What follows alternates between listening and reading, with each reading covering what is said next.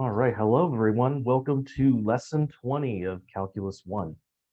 So for today's lesson, what we're going to learn about is actually one of the most common uses of calculus, and that is finding extreme values of functions, i.e. you're finding where the function has its largest value, where a function has its smallest value. And this, of course, is very important in many different fields, like, for example, economics. You want to maximize your profit and minimize your loss. So if you have functions for those, you could figure out using calculus where those particular values happen. All right, now there are going to be two different types of extreme values. Let's talk about those two types. There's going to be global or absolute maxes or mins.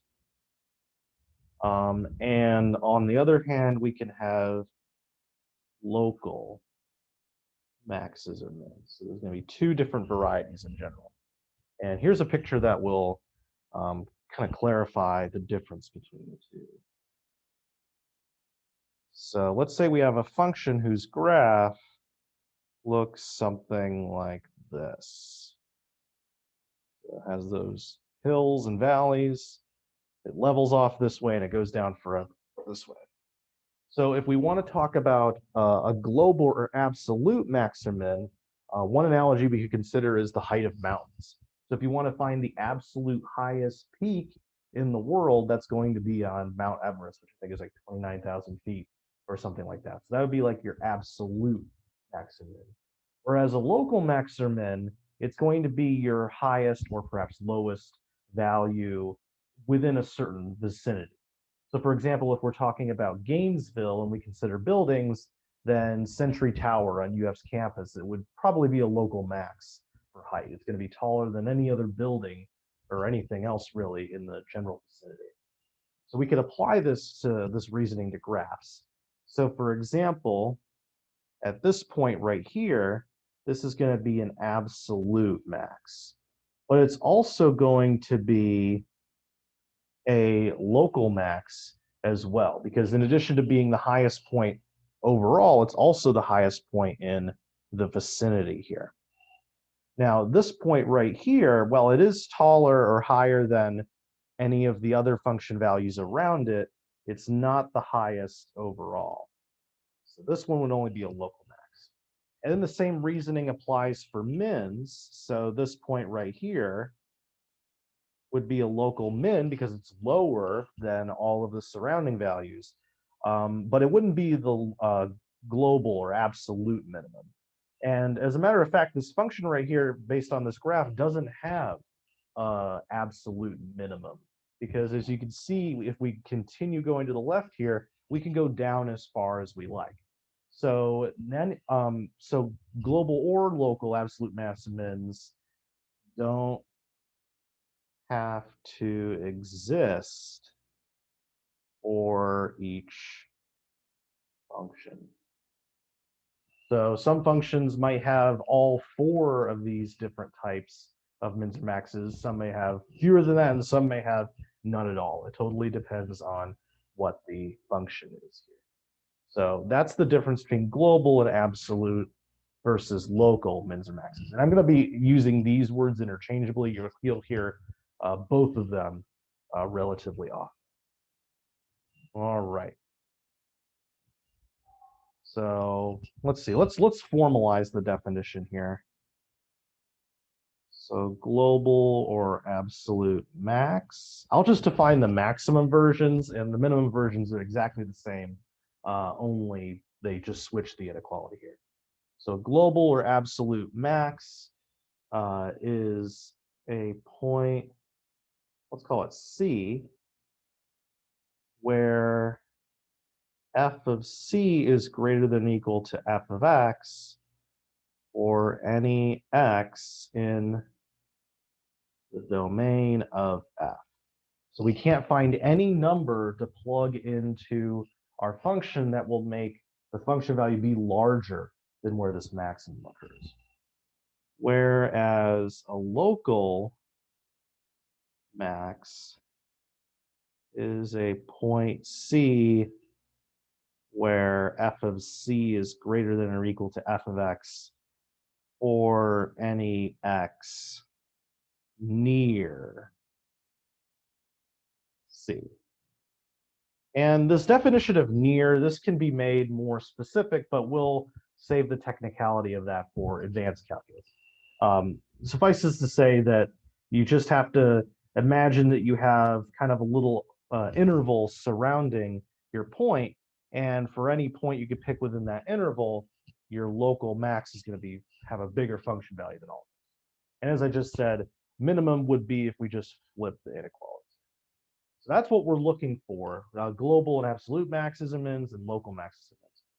Now we're going to use calculus to help us get these. That's why we put this section after we learned about derivatives. So we're going to use derivatives to find these. So let's say, for example, we want to find the absolute max and min of a function called f of x on an interval a to b. So let's say it's a closed interval, and a and b are going to end up being finite numbers for this problem. So maybe it's the interval from 0 to 1, for example. And we want to find where the function attains its highest value and where the function attains its lowest value. All right, now this is where the extreme value theorem comes in. And what does this say? This says if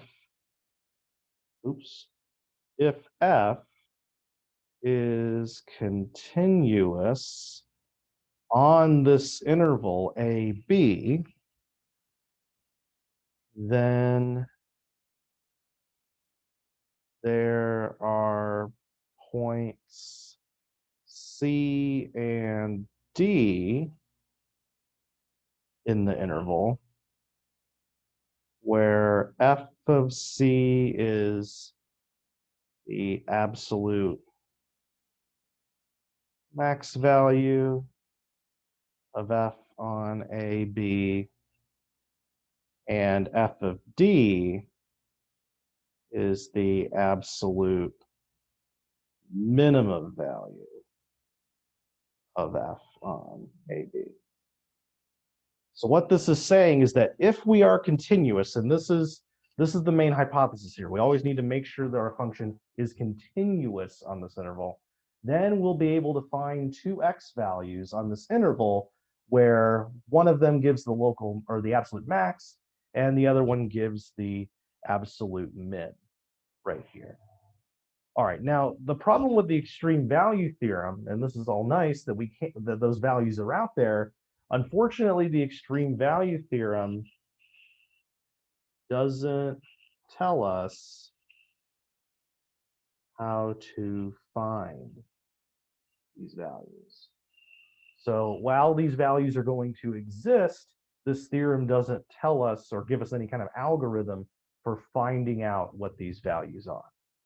However, these values don't end up being too hard to find in most cases. So it turns out that all absolute maxes and mins are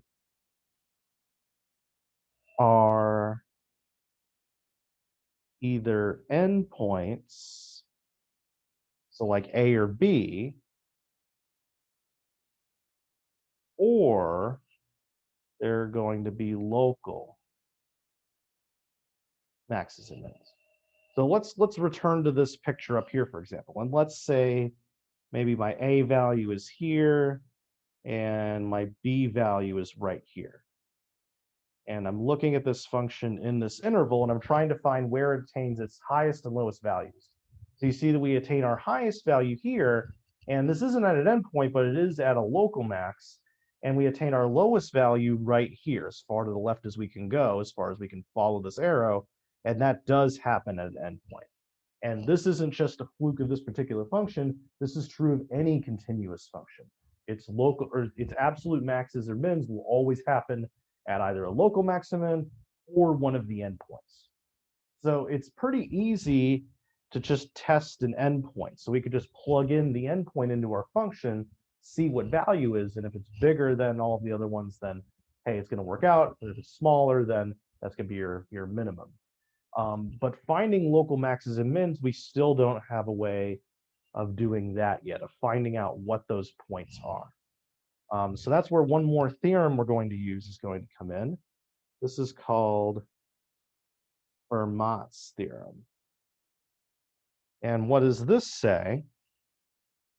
If x equals c is a local maximum or minimum, and f prime of c exists, so this means that there's not a cusp there or some kind of asymptote or something like that, then f prime of c is equal to 0.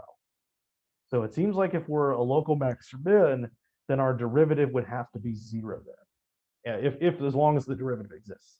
And this sort of makes sense because if we look at the tangent lines at these local maxes or mins, all of them are going to be flat because they're either at the top of a hill or the bottom of a valley. Our tangent lines will be flat in this location.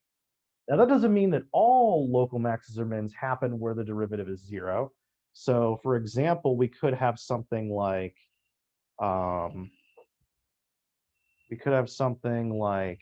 absolute value of x, where its local minimum happens at x equals 0, where its derivative doesn't exist. But that doesn't violate the theorem because we suppose that the derivative exists.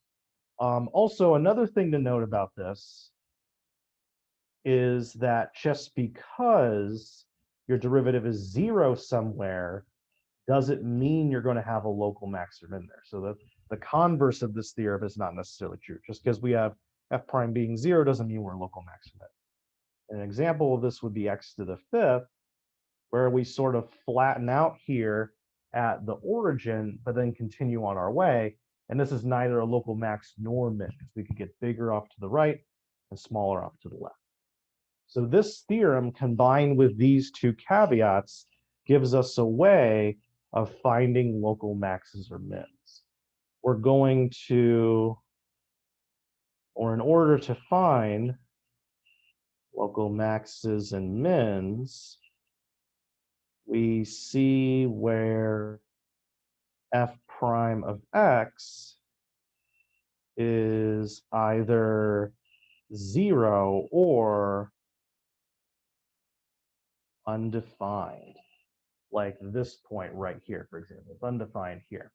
So in order to find these local maxes and mins, we need to see where it's going to be 0 or undefined. And we can't accept all the places where it's 0 because of something like this, but it seems like local maxes and mins can only happen in one of these two instances. And then this gives our final definition here. Don't worry, we're going to get to some examples soon. A critical point is an x value in the domain of f of x. So this is the key part here. An x value in the domain of f of x, where f prime of x equals 0 or is undefined.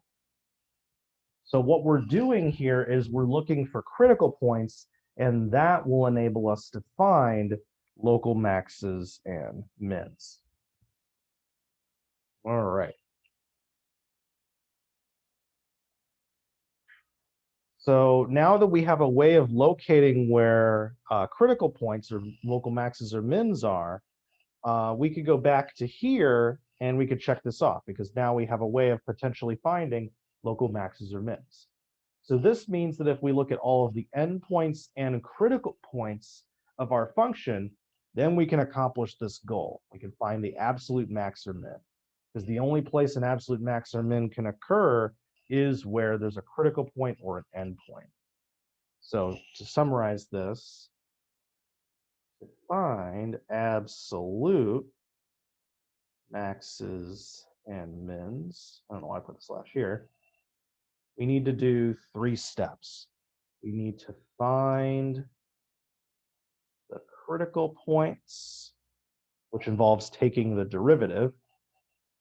We need to list the critical points and endpoints.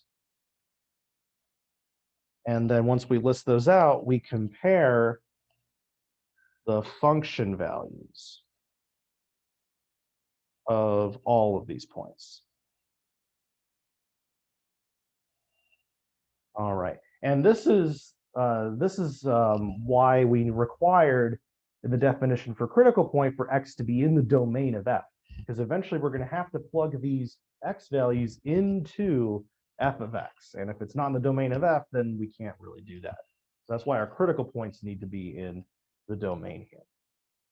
Okay, so that was a lot of abstract stuff, but the summary is right here. When we want to find where our function attains its highest and lowest values, we simply follow these 3 steps right here, and we'll be able to do so. Now, the caveat is this is to find absolute maxes and mins for continuous functions on the closed interval AB, which is going to be finite. If you're not continuous, or this is maybe an infinite interval, then this might not necessarily work. But for this scenario, we will be able to find our extreme values. All right, let's get into some examples here. Enough abstract. Let's see. Let's take a look at the function 2x cubed minus 3x squared minus 12x. And this will be on the interval -2 to 3. So we're going to try to find all of the extreme values on this interval. Okay, so our first step is to find critical points. So this is where our derivative is going to be 0 or undefined. Now, this is a polynomial, so finding the derivative won't be too hard. So we're going to do the product, or sorry, not the product rule, the power rule here. We have 6x squared minus 6x minus 12 here. And I'm going to factor out a 6 since that clearly goes into everything. So I have 6 times x squared minus x minus 2. And then this also looks like something that I can factor here. And this is going to factor into x minus 2 times x plus 1 right here. Now, I didn't technically need to do that to find f prime, but one thing we're going to see in this lesson and many of the lessons afterwards is that if we're going to use the derivative,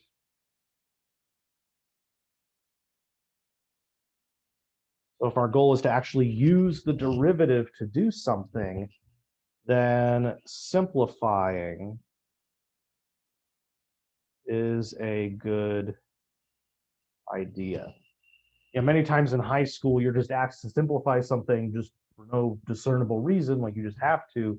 But in our case, we're going to simplify because it's a good idea. It's going to help us. So let's see how this is going to help us here. Remember, to find a critical point, we need to set our derivative equal to 0 or see where it's undefined. Now, this is a polynomial, so polynomials never have any undefined points. So we can't have that happen here. But I think we can find some places where this will be 0.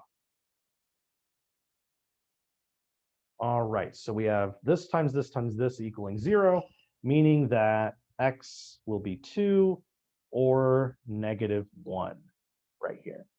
Now, one thing you want to check when you find these critical points is you need to make sure that they're in this closed interval here. Because if they're outside the closed interval, then we're not really considering them. But since this goes from -2 to 3, these numbers will be included in this interval. So these are our critical points. Make the derivative be 0. All right, so we did step 1. We found the critical points. So this is all step 1. Step 2, we're going to list the critical points and endpoints. So the way I like to do this is I make a little chart. I have x, and then I have the corresponding function value here. Now, we always include the endpoints, so we know that -2 and 3 will be on the list, but I'm also going to put down my critical points as well.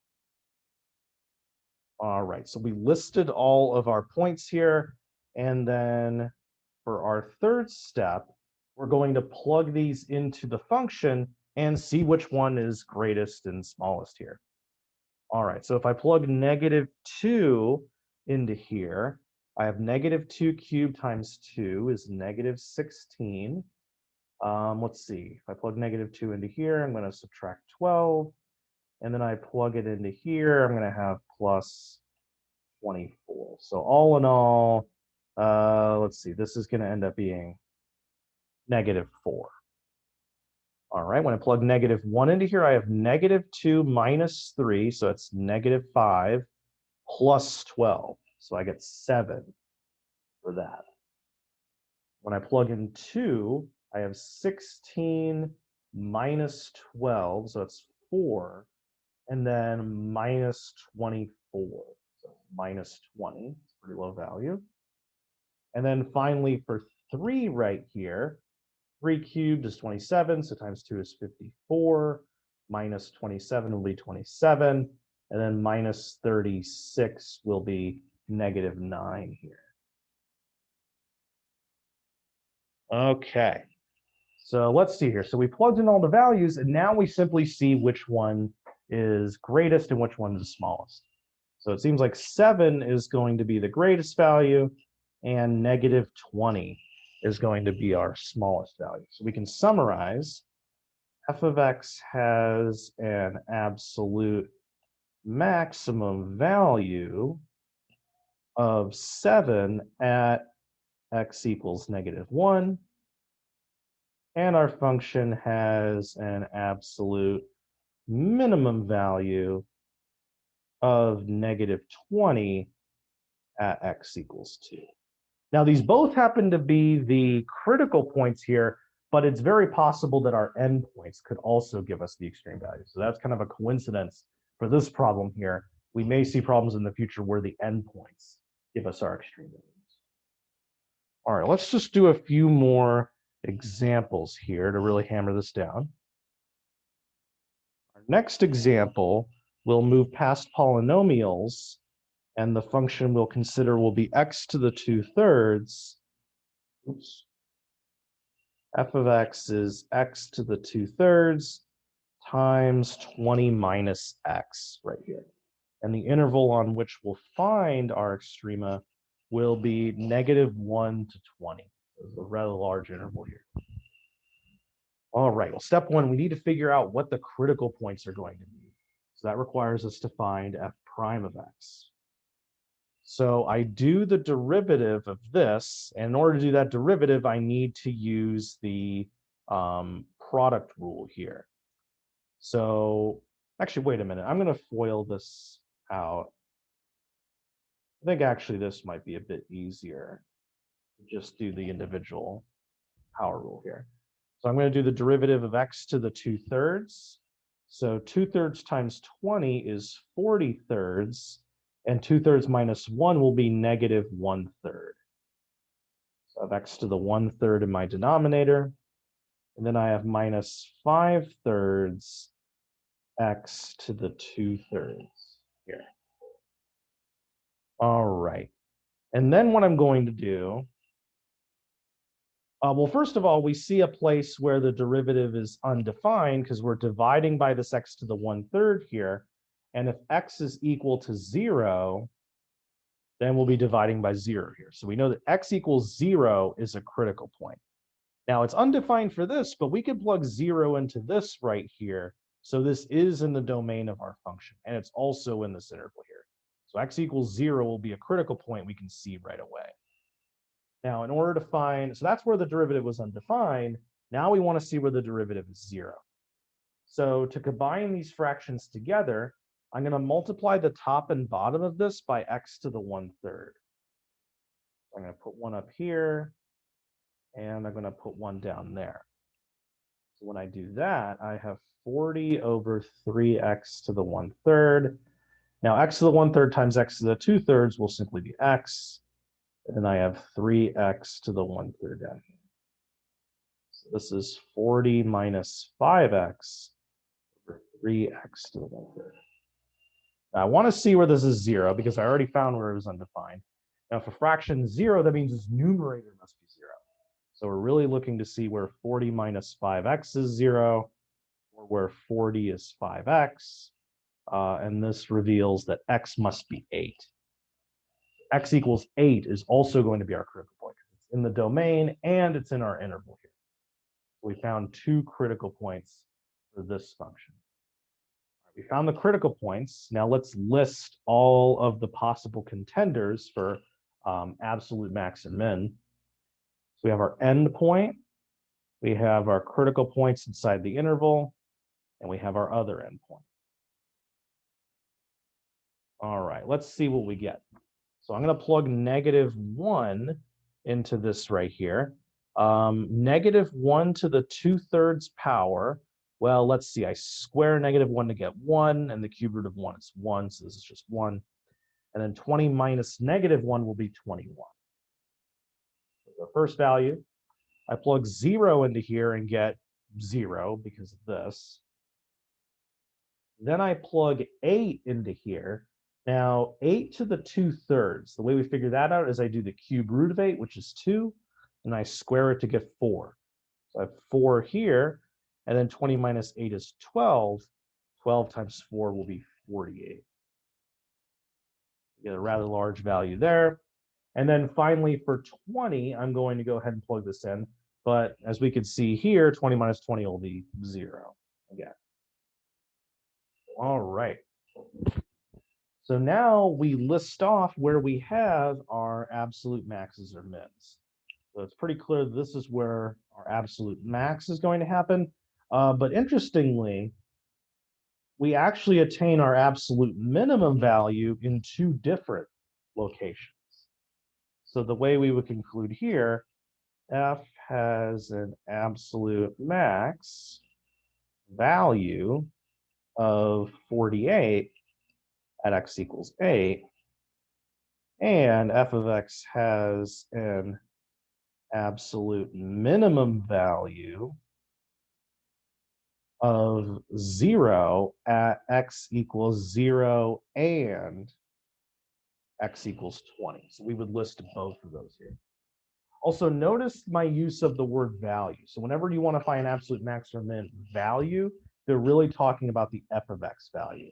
But if you want to find the point at which the maximum happens, that's referring to the x. All right, I'm going to do 2 more examples here, and then I think we'll be good for this lesson. So my next example is the function x times ln of x. And the interval on which we'll consider this function is 1 over e to e. Now, this time we have a natural log in the mix, but the procedure will be identical to the way we've done things before. I want to find my critical points, requiring me to find f prime of x. So to find f prime of x, I need to use the product rule. I do the derivative of x here and get 1, leave the natural log alone. Then I leave the x alone and do the derivative of natural log, which is 1 over x. Those cancel, and we end up with ln of x plus 1 as our derivative here. All right, now we know the natural log has a vertical asymptote at x equals 0, but that's not in the domain of the function, and that's not even in this interval right here. So we don't really care about that. Now we could see where this is equal to 0. So ln of x is -1. And if I exponentiate both sides, I get that x is e to the -1 or 1 over e. But the thing is that we were already considering this as a point. So coincidentally, our end point is also going to be our critical point here. So that actually makes this problem relatively easy, even though we have a natural log here. All I need to do is just list my endpoints. So I have 1 over e and e. If I plug 1 over e into here, I have 1 over e times ln of 1 over e. And as we just saw, ln of 1 over e will be -1. So we get -1 over e for this. Then when I plug in the other endpoint e, I have E times ln of E, but ln of E is 1. So I get E for this.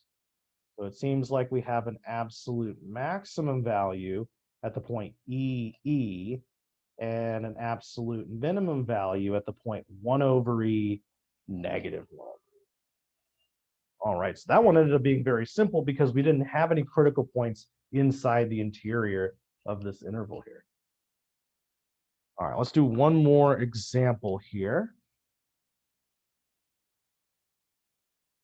Let's say that this time we throw a trig function into the mix. So our function will be x plus tangent of x, and the interval on which we'll consider this will be negative pi over 3 to pi over 3. All right, so let's take a look at this right here. We need to find our critical points. Let's get our derivative. F prime of x, the derivative of x will be 1, and the derivative of tangent of x will be secant squared of x. All right, now secant squared, this will be undefined, but it'll be undefined at points like pi over 2 and 3 pi over 2, negative pi over 2, but none of those points will be in this interval. Any point that would make this be undefined would also make this be undefined here. So we don't have any of those for our region. Okay, well, that means that we're just left to check where this might be 0. So this is really seeing where secant squared will be equal to negative 1. But since we have secant being squared, there's no way that we can get a negative number out of this here. So that means that there are no critical points here. And kind of like having the scenario where the critical point is coincidental with the endpoint, it's also possible that we'll sometimes just get no critical points at all. So in that case, all we're left to do, just like the previous example, is to check the endpoints. So we put negative pi over 3 in and pi over 3. So I put negative pi over 3 in for this, and I get negative pi over 3 plus tangent of negative pi over 3, which will be negative root 3. And then the same thing happens here, only everything is positive. So we get an absolute max at pi over 3 and an absolute min at negative pi over 3. All right.